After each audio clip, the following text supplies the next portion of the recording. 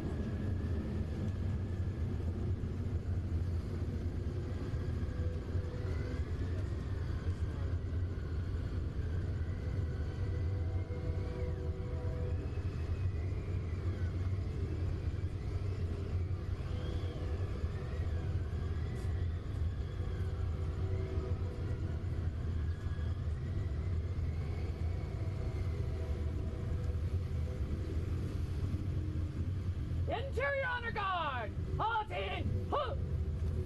Half right, face!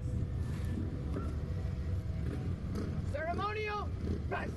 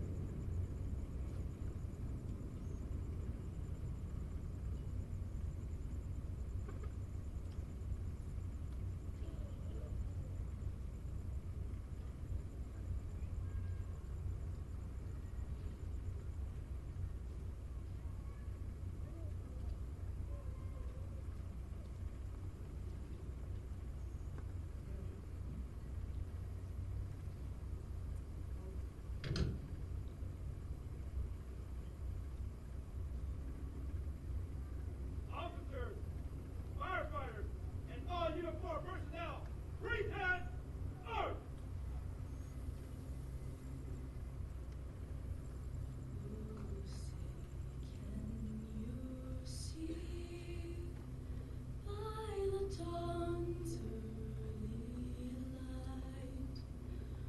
So proudly we hailed at the twilight's last gleaming, whose bright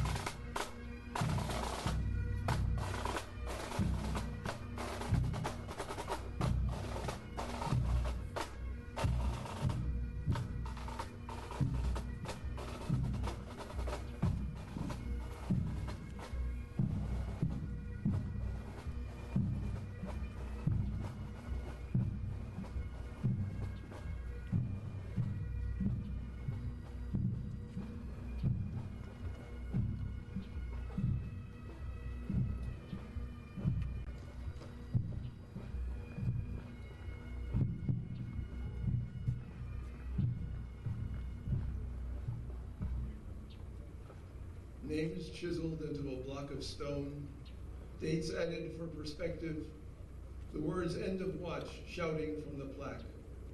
Just stuff on a monument, mere numbers and letters etched into a cold piece of rock? Or are these special symbols? Symbols in a language that many do not understand.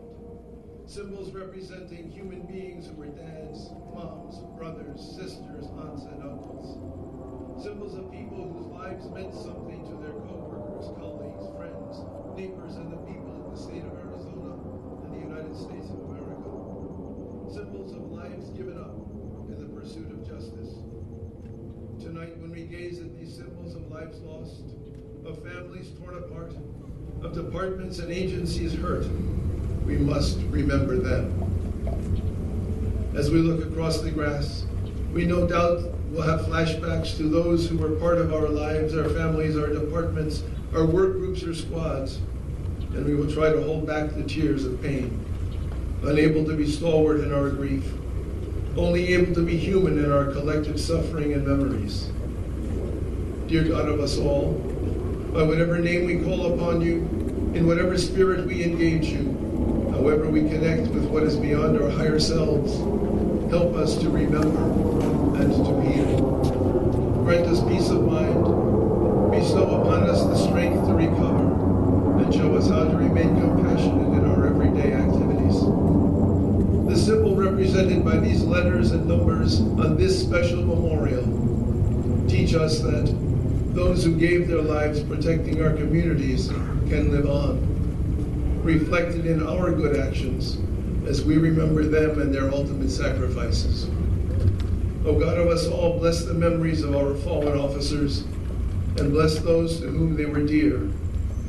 May this Peace Officers Memorial Service give us peace and raise the hope that no further letters and numbers will need be etched into this stone. Amen. You may be seated.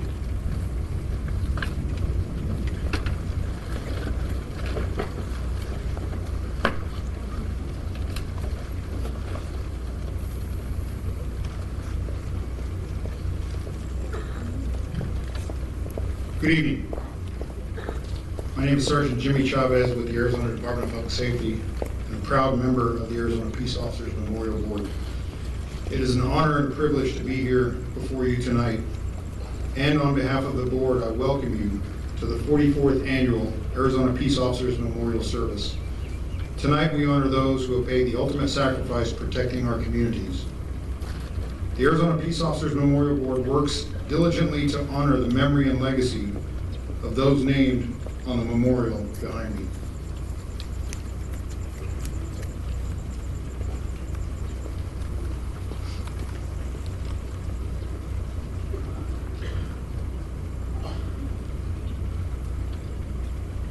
Doug Ducey is Arizona's 23rd governor.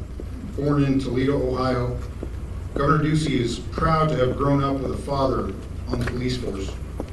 He moved to Arizona to attend Arizona State University, where he graduated in 1986. Governor Ducey and his wife Angela live in Paradise Valley with their 3 sons, Jack, Joe, and Sam. Ladies and gentlemen, the Governor of Arizona, the Honorable Doug Ducey.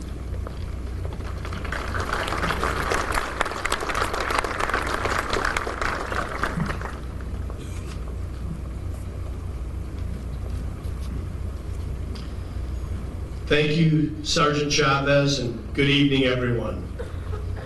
Officers, family members, and friends, thank you all for being here tonight. This is now the 44th year people have gathered with all humility and reverence to honor the peace officers who have made the ultimate sacrifice in the defense of Arizona. They gave us a gift we can truly never repay. But today, a small token of our appreciation, we honor their memory with procession, invocation, salute, and song. Knowing the risks, these officers willingly signed up to protect their communities each and every day by putting on the uniform and they never asked for special treatment or reward. This will remain a difficult and bittersweet occasion no matter how many years pass. Bitter as we recall that precious lives were taken all too soon in the defense of others. But also sweet in that we are given the chance to reflect upon the selfless dedication and lives of sacrificial service. We are also given the opportunity to remember the incredible love that these officers had for their children, their spouses, their families, their friends, and their communities. These officers ran toward threats in the defense of others because they cared about others more than they cared about themselves. Today, as we reflect upon their sacrifice, we want those they left behind to know that you will never be alone. Your community and every brother and sister in uniform will be by your side forever. Memorialized here at Wesley Boland Plaza are the names of officers who gave all so that we may live in peace and safety. This evening, we honor each of them, including 5 more brave heroes who left us this last year. Officer Michael Haddad of the Hayden Police Department. Officer David Glasser of the Phoenix Police Department. Agent Manuel Alvarez of the U.S. Border Patrol. Officer Leander Frank of the Navajo Division of Public Safety. And Officer Darren Reed of the Show Low Police Department. We will never forget the price they've paid and what they've done for us. The calling of law enforcement is a dangerous one where you never know if even the most routine of days might be your last. That's a reality I had to contemplate growing up with a father on the force. From protecting our nation's borders to fighting dangerous crimes within our communities, our officers continue serving Arizona proudly in the face of adversity. We can never say thank you enough for their service, but we can show our gratitude by standing with them and their loved ones. They've always had our backs, and we must always have theirs. We may only meet here once a year, but we can stand with our law enforcement personnel every day by continuing to pray for them and their families.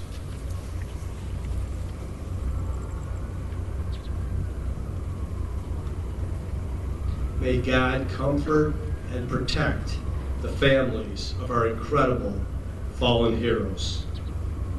And may He place His protection around all those who continue to serve. Thank you, and God bless.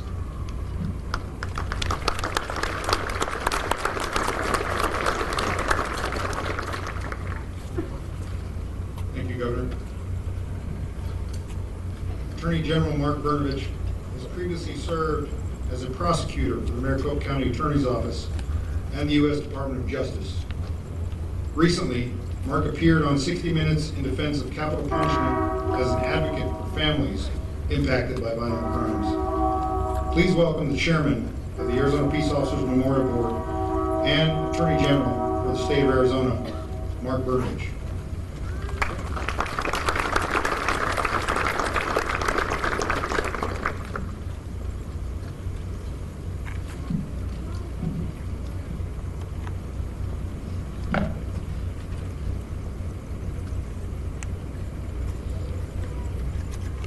Tonight, as we gather here to honor the fallen officers and to thank the families for their sacrifice, for their willingness to allow their family members to serve, it calls for great reflection. I want to personally thank all the members of the Arizona Peace Officers Memorial Board, Sergeant Chavez, for all the service that you do to make sure that we never forget those that made the ultimate sacrifice. I also want to extend my sincere wishes and condolences to all of the family members. I know that words that I say tonight, or words of anyone else, will never be enough to replace what has happened in your life. But I want you to know that our thoughts and prayers are with you. When I became the Attorney General, one of the first things I did was to make sure all the folks in our office understood that our primary job was to do justice. That is the role of law enforcement. And as a reminder, I made sure that there were signs put up throughout our entire office reminding people that that is indeed what our mission is. And one of my favorite quotes, or one of my favorite sayings regarding justice that sits right near the door where I come in and out of, was said by Pope Paul VI. If you want peace, work for justice. Those words were said many years ago, but they are still an inspiration to us today. Because in our society, in our streets, the front line of securing justice and protecting the peace are those law enforcement officials that wear the uniform every day to keep our safes. They are the ones that ensure our society is governed by the rule of law. They are the ones every day across this country to work hard to protect our personal liberties and safeties.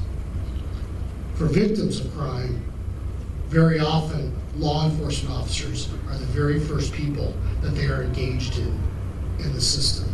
They are the people that are that first step on the road to recovery for victims, and that first step very often in a journey that sometimes takes too long than it should, but ultimately is a journey about justice. And all too often today on the news, in the media, we hear stories. Sometimes there's very often misguided attacks on our law enforcement officers. But it's not just the media. What we've seen is some of the most horrendous crimes involving officers who've been targeted because they wear the uniform.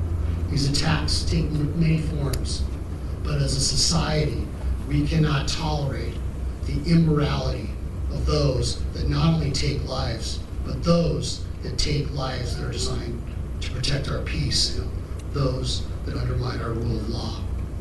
So now more than ever, we must, as a society, redouble our efforts, educate our neighbors, to educate our friends, educate even our own families on the vital role that police officers play in our society.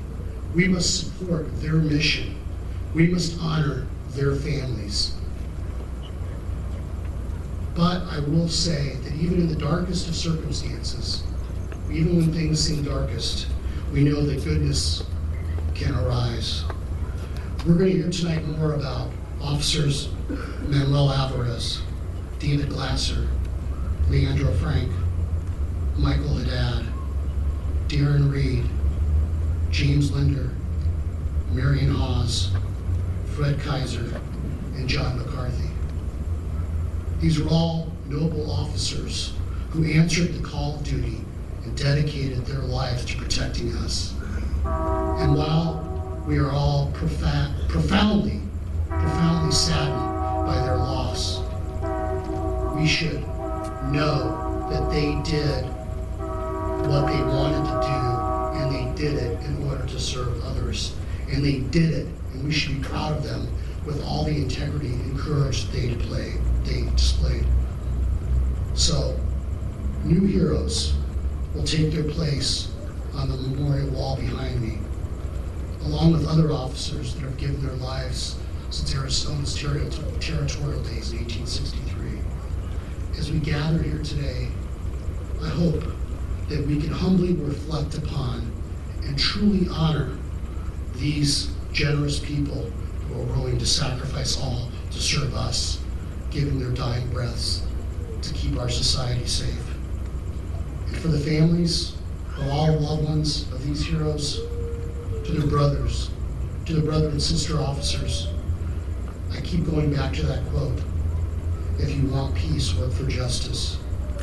For if the pursuit of justice truly is the way to peace, then there must be reason for optimism for all of us, even in the darkest of moments. So as we reverently gaze upon the names on this memorial, I see through the eyes of many of us today that my sincerest hope, my sincerest prayer is that those suffering the most may find meaning in all that has happened, and that you may find peace in your hearts, because nobody has sacrificed more than those names who are written on the wall behind me. So on behalf of the grateful state, I want to thank you for allowing your loved one to serve the people of Arizona. And I want to express my deepest gratitude to the law enforcement community that works hard every day to preserve the peace. May God embrace their souls now. May they find peace, and may you find peace as well. And may He bless all of us. Thank you very much.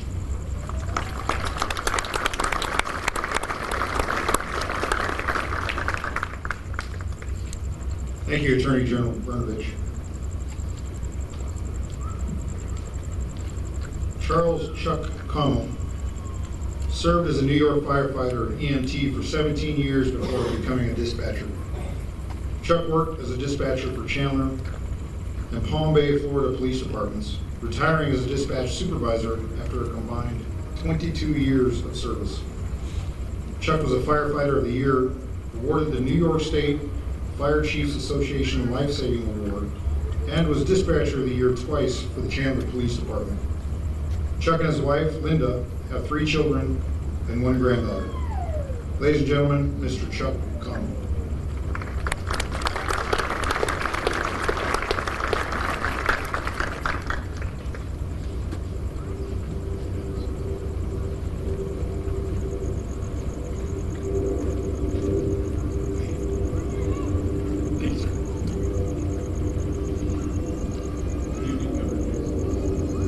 Burnovich, members of the dais. Good evening to all you wonderful people that have sacrificed part of your heart for the citizens of Arizona. I've been requested to describe the effects of a fallen officer on a dispatcher. I've been in public safety for 40 years. 22 of them have been in dispatch as a dispatcher, trainer, and supervisor. I have handled many things, but none more impacting than the death of an officer, my friend, while I was working. It seems that I first should let you know what a dispatcher is and what responsibilities they are charged with, as we are rather obscure creatures. Officers may talk to us every day and never know what we look like. We are merely a voice that hopefully is comforting, and it lets the officers know that they are never alone. I have no purpose to bore you with the minutiae of what dispatchers do, but suffices to say they are busy folks and master multitaskers. In my agency, the initial training period before a dispatcher could work the primary radio channel was a solid year. It likely has changed now with all the technological advancements. The divisions of a police dispatcher are call taker, information channel operator, and finally a primary channel dispatcher. There's a trainer with the trainee every day until they have been signed off from training to work all positions on their own. The average time in service for a dispatcher is 3.5 years to 5 years. It depends on the size of the agency. Surprisingly, it's not the volume of work that takes its toll, rather the rapidity of performing tasks and the stress that comes from them. Dispatchers handle any type and any size of incident. Rarely does the dispatcher know the outcome of the incident, and there arises the beginning of the stress. Most dispatchers are highly professional and caring individuals. They care about those citizens they serve and the police professionals they interact with.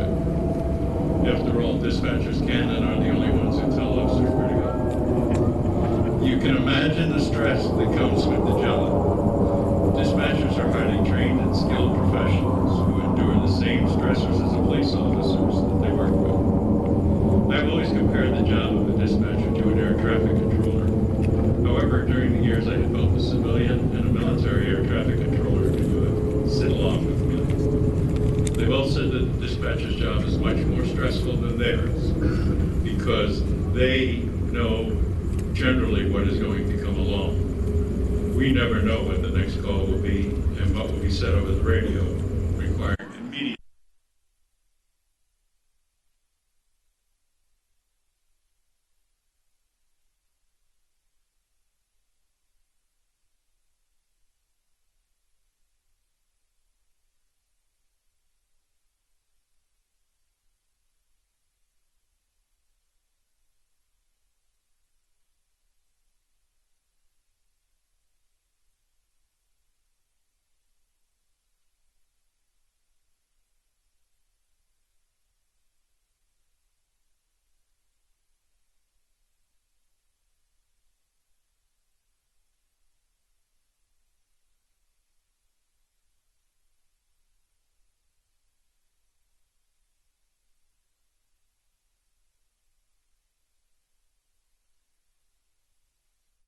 Bear with us here, guys. The audio is a little finicky right now. We're trying to work out the issues with this audio. You guys are watching the Arizona Peace Officers Memorial right now. We appreciate you watching with us live here on Fox News Now.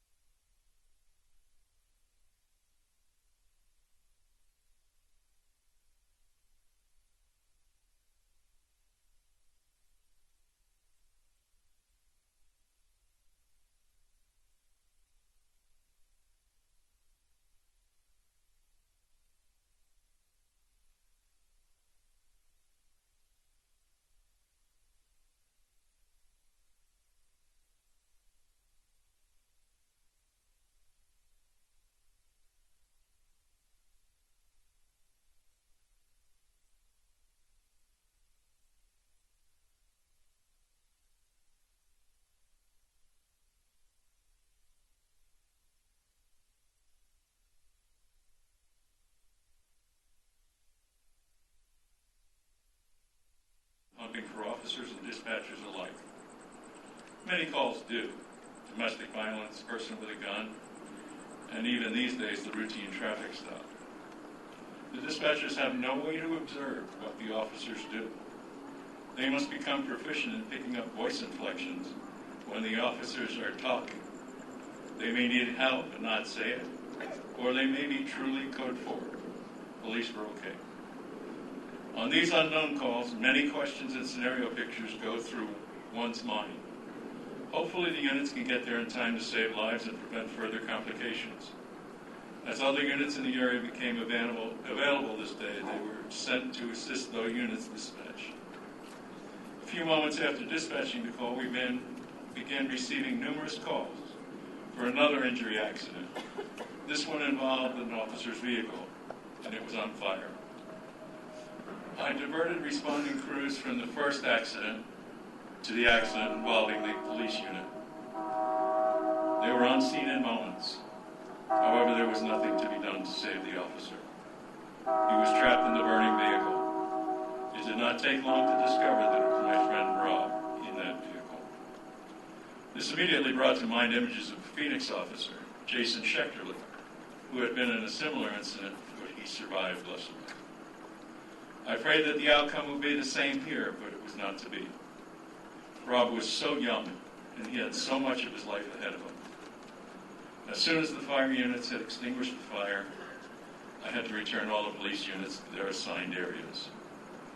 When other officers had heard of the incident, they all wanted to help. However, as understandable as that was, there was a large city to protect as well. Once they returned to their areas, Deputy Chief Nash asked me to do a roll call over the radio to ascertain who was in the vehicle. I was hesitant to do so, as many officers had already confirmed who the officer was and whose vehicle it was. I knew if any family members were listening to the scanner, that would be a horrible way to learn of the death of their loved one. However, I did what I was ordered and got the expected silence when I called Rob's call sign. I called a second time by call sign and name, hoping and praying I would get an answer, but again, none was forthcoming. I wanted to yell, "Please, Moose, answer, you can do it," but maintained a professional composure. I completed the roll call, and blessedly my relief had come in. I was in a fog. I could see people, but they seemed to be in a bubble, and their voices were muted. I couldn't cry, but I wanted to. I deserved to. I felt as though I was mechanically floating through the holes. I have never felt more alone, despite being surrounded by people everywhere. Rather than go home, I went to the community room and helped in setting up chairs for a debriefing. The debriefings are mandatory for all police personnel involved in a major incident, from the smallest to the greatest involvement. Counselors are brought in to moderate the meeting as soon as possible following a major incident. The personnel and only the personnel directly involved may participate. When folks realize the discussion is completely confidential, I observed even the most hardened officer open up, cry, and receive some needed relief that was bottled up inside. I was approached by a lieutenant who said that he had been looking for me. He told me to report to the detectives' conference room as I was needed there. When I started at the PD, there was a saying, "If you weren't sworn, you weren't born." This was a tongue-in-cheek statement that denoted the difference between sworn officers and all other employees in the department. It bothered me a bit, but I understood. When I got to the detectives' conference room, any dark thoughts from that saying were disposed for good. Inside the room were all the remaining members of Rob's team. They had requested the lieutenant to find me, as they considered me a member of their team now, since I had gone through the terrible event with them. Then behind the closed doors, we all cried. The next few days were a blur. I had an aching pain in my chest that I could not resolve. Then came the funeral. Chief Harris had requested that I deliver the last call, as I had twice before. I wrote the last calls and delivered them over the radio. It was my way of making a contribution to the well-deserved salute for the fallen officer. I felt that the last calls used by other departments were lacking in something. I delivered the call and then received a phone call from the chief. He said that the family had requested that I come to the reception. That's something I had never done before. And that there was someone there who wanted to meet me. I was introduced to Rob's family, who were so appreciative of what I had written. Then I found out who wanted to meet me. A Phoenix officer came up to me and asked if I would come with him.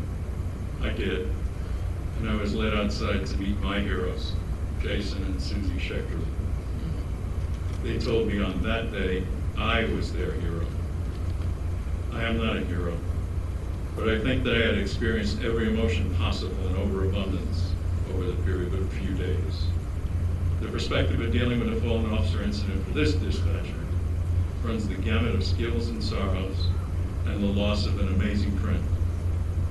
However, Rob rides with me every day, as does Jim Snedeker.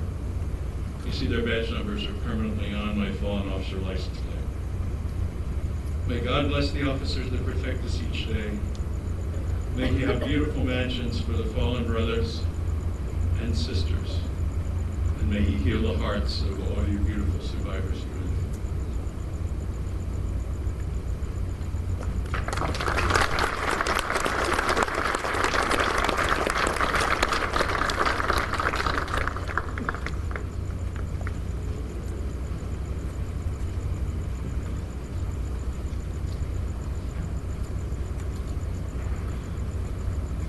Thank you, Chuck.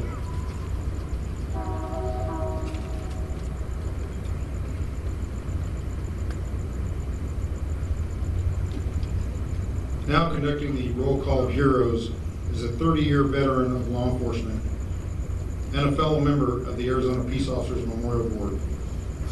Ladies and gentlemen, it is my privilege to introduce to you the Sheriff of Graham County, Preston P.J. Allred.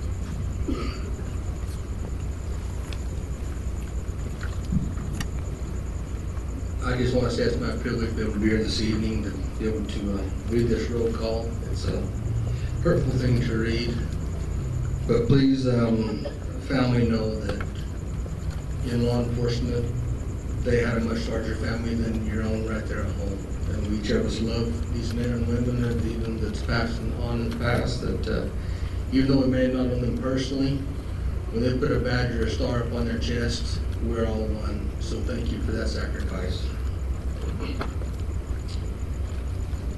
Officer Michael Haddad, Hayden Police Department. End of watch, March 12th, 2016.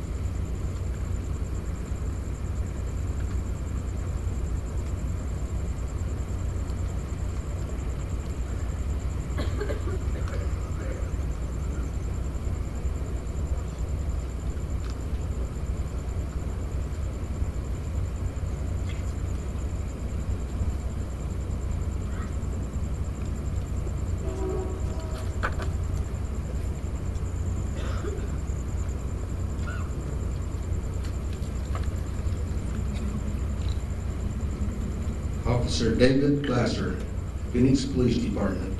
End of watch, May 19th, 2016.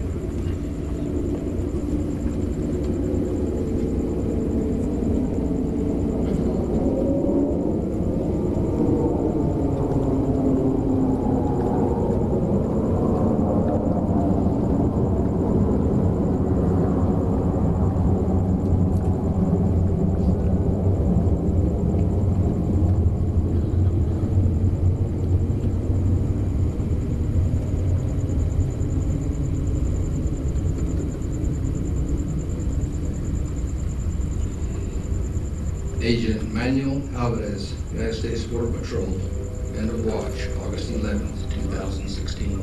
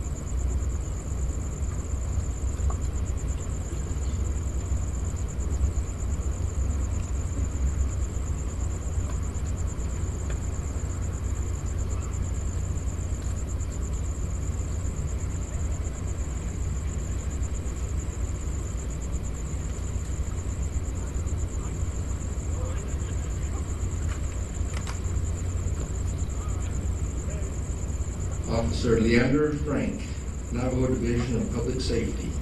End of watch, August 30th, 2016.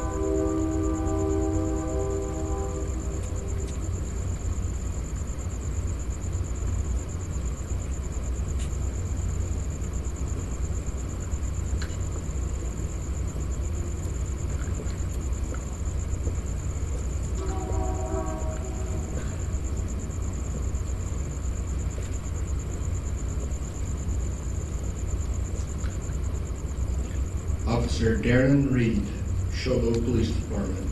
End of watch, November 8th, 2016.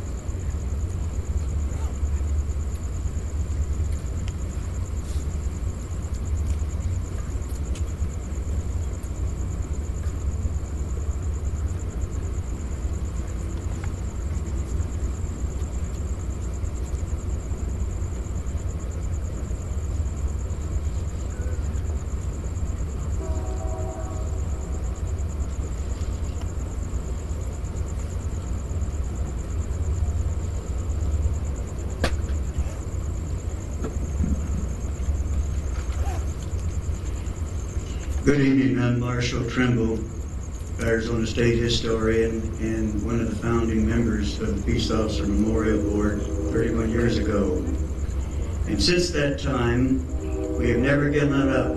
When we began this Peace Officer Memorial Board, we had to pretty well start from scratch, researching all the way back to 1864 when the first officer was lost. We continue to search for names, and this year we come up with some more, and we encourage the families and the police families, if you know, because sometimes they get lost, the records get lost, they fall through the cracks, there are fires, they get destroyed somehow, but we never will give up our search for those who deserve to have their names on the wall. Under Sheriff Marion Hawes, Apache County Sheriff's Office, end of watch, September 9, 1936. Sheriff James Linder, Pinal County Sheriff's Office, end of watch, March 7th, 1982. Commissioner John McCarty, Arizona Department of Fish and Game, end of watch, August 19th, 1901. Deputy Fred Kaiser, Yuma County Sheriff's Office, end of watch, February 21st, 1907.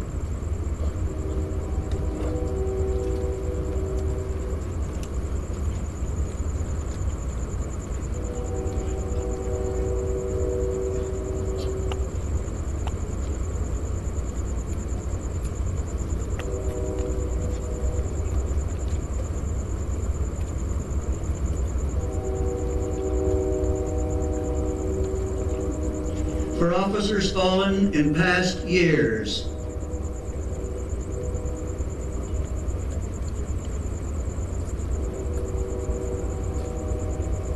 For officers that have died while serving their country.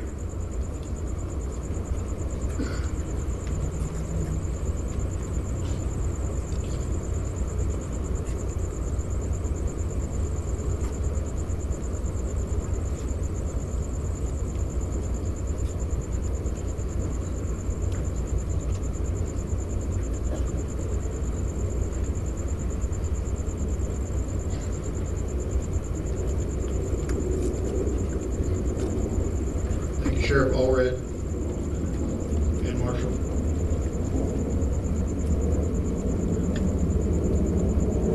Would everyone please stand for honors?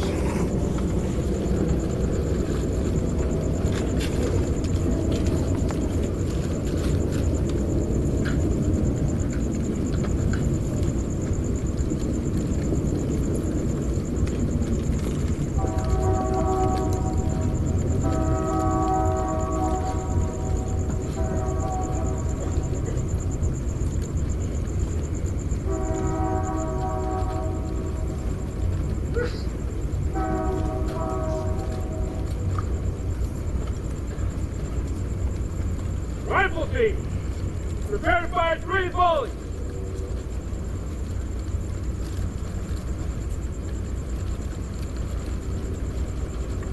Stand by. Left team, up, sit, hoot. Forward, hook. Half right, please. Hey! Hey! Fire! Hey!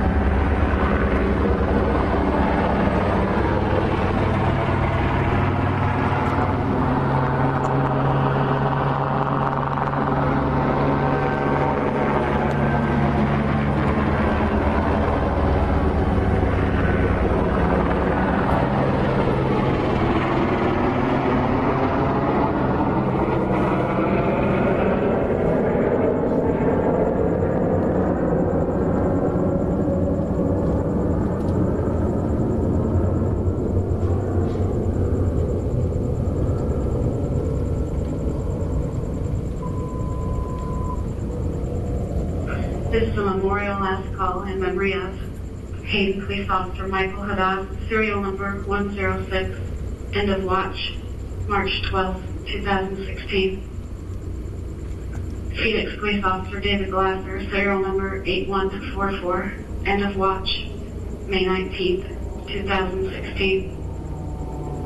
U.S. Border Patrol Agent Manuel Alvarez, serial number Charlie 187, end of watch, August 11, 2016. Navajo Division of Public Safety Officer Leander Frank, serial number 822, end of watch, August 30th, 2016. Sholo Police Officer Darren Reed, serial number 4385, end of watch, November 8, 2016. The officers are secured at Wesley Bowen Memorial Plaza and will be eternally honored. Rest in peace. This is a memorial last call.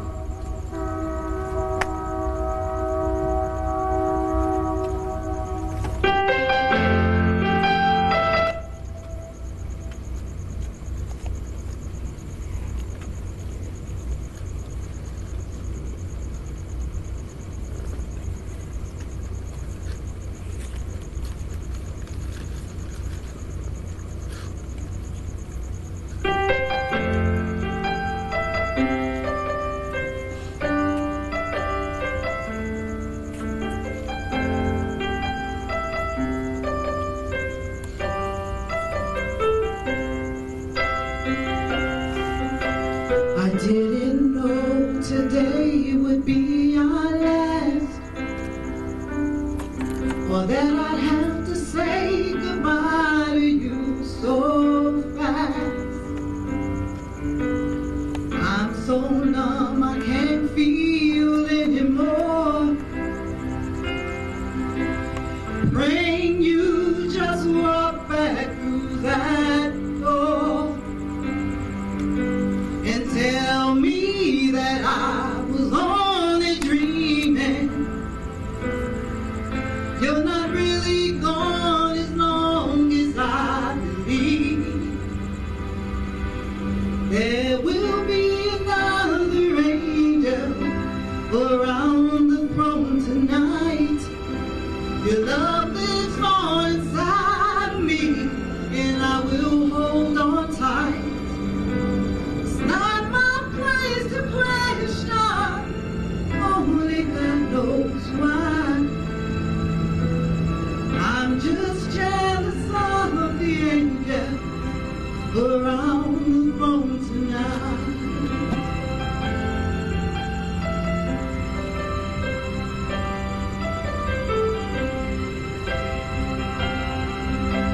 You always make my troubles feel so small, and you were always there to catch me when I fall. In a world where heroes come and go, well, God just took the only one I know. So I hold you as close as I can, longing for the day when I see your face again. But until then, God must be another angel around the throne tonight. Your love lives on inside me, and I will hold on tight. It's not my place to question, only God knows why. I'm just jealous of the angels around the throne tonight, singing hallelujah,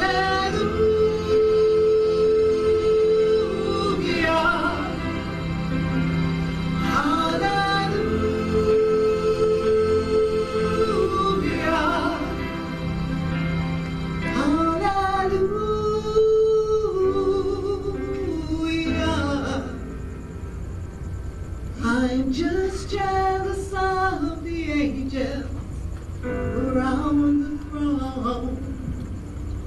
the night.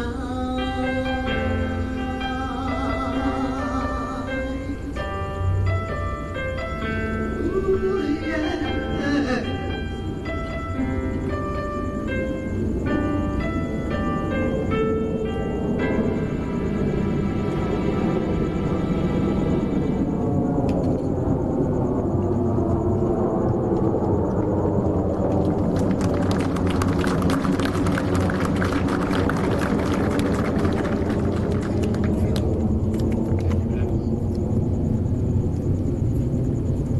Please stand for the retirement of colors and the benediction.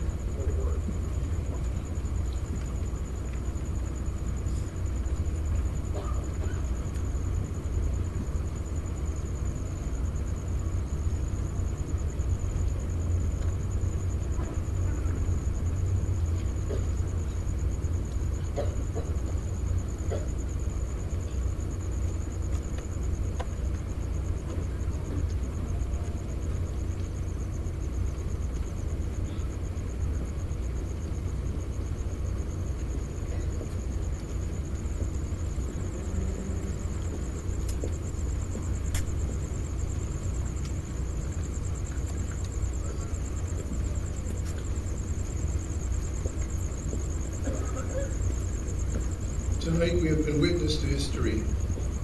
The names and end of watch dates of 9 Arizona peace officers have been added formally to our fallen officers memorial. We have heard words of tribute, listened to sounds that stir the heart, and seen sights that will forever enter into our souls. This annual event brings us together, civilian and sworn, officers, agents, deputies, families, elected officials, and regular folk who care. Our tears were real. The choking in our throats was difficult. And the memories we relived will continue to challenge us. Dear God of us all, as we go back to our homes or places of work, guide us to be better people because of the sacrifices made by these brave heroes, the fallen officers and their families. Having participated tonight, may we take with us the message of every one of them, whose letters and numbers are etched into this stone monument behind me. It's a message that appears in many scriptures in a variety of ways. A message that says, love your neighbor as yourself, and take care of the widow, the orphan, and the stranger in your midst. This is our challenge and a message in the spirit of our fallen officers. Oh God, grant us peace and harmony in our communities, so that new names do not have to be added here next year. Thank you for giving us, if only for too short a period of time, those whom we remember tonight who have passed on. Watch over them, God, and watch over us. Continue to guide us along the right paths every day of our lives. Amen.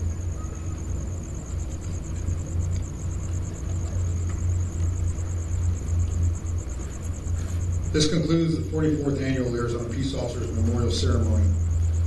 On behalf of the board, we thank you for your attendance and support. Please allow the families of our fallen time to gather at the memorial behind us for a few moments before joining them. Good night and safe travels home.